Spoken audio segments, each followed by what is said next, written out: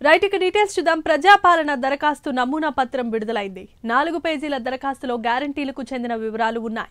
అలాగే దరఖాస్తుతో పాటుగా passport size ఫోటోతో పాటు ఆధార్, రేషన్ కార్డు జత చేయాల్సి ఉంటుంది. దరఖాస్తు చేసిన తరువాత అధికారుల రసీదు ఇవ్వనున్నారు. రేపటి నుంచి దరఖాస్తులను స్వీకరించనుండగా జనవరి 6తో దరఖాస్తుల గడువు ముగియనుంది.